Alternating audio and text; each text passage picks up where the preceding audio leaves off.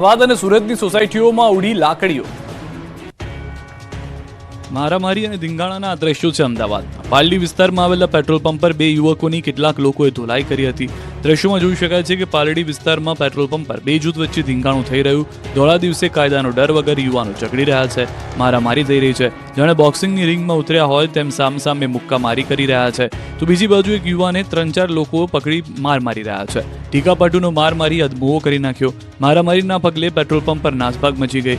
લોકોના ટોળા એકત્રિત થઈ ગયા, પરંતુ કયા કારણોથી બબાલ થઈ તે જાણવા મળ્યું નથી, પરંતુ વિડીયોના આધારે પોલીસે તપાસ આદરી છે। આ તરફ અમદાવાદના શાહીબાગમાં ખૂની ખેલ ખેલાયો। વાસણા બાદ શાહીબાગમાં હોળી ચકલા પાસે વિશાલ પટણી નામના યુવકની હત્યા કરવામાં આવી। 4 આરોપીઓ હત્યા કરી હોવાની આશંકા।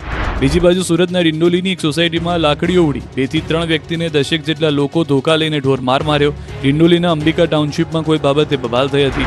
10 જેટલા ગુંડાઓએ લાકડીઓથી ધમાલ મચાવી। 2 થી 3 વ્યક્તિઓ પર લાકડીઓથી જીવલેણ હુમલો કર્યો। સોસાયટીમાં મારામારી થતા દહેશત ફેલાઈ હતી।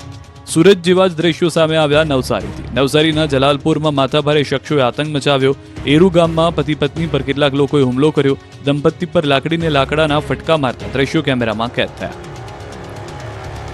વડોદરામાં 11 શખ્સોએ 3 યુવકોને દોડાવી માર્યા। પોલીસે કાઢ્યું સરઘસ। વડોદરામાં લુક્કાઓ બુટલેગરો બેફામ બન્યા છે। વડોદરાના ફતેગંજમાં લેડી પિલ્લર હોસ્પિટલમાં બુટલેગરો વચ્ચે ગેંગવોર થયું। 2 બુટલેગરો સામાન્ય બાબતે ઝઘડી પડ્યા। દેશી દારૂનો ધંધો કરતા બુટલેગર બાકડ્યા, નાસભાગ મચી ગઈ। એઝાઝ અને વસીમની ગેંગના સાગરીતોએ કરી બબાલ। વાત મારામારી સુધી પહોંચી ગઈ। લોખંડના પાઇપ, તલવાર વડે એકબીજા પર હુમલો કરતા વાતાવરણ તંગ બન્યું। લોકો ડરી ગયા। ખુલ્લેઆમ મારામારી થતા લોકોમાં નાસભાગ મચી ગઈ। ફતેગંજ વિસ્તારમાં અસામાજિક તત્વોને પોલીસનો ડર રહ્યો નથી તે પુરવાર થાય છે। ફતેગંજ વિસ્તારમાં આખી રાત ખાણીપીણીની લારીઓ ચાલુ રહેતા આવા તત્વોનો રોજ જમાવડો થતો હોવાનો સ્થાનિકોનો આક્ષેપ છે।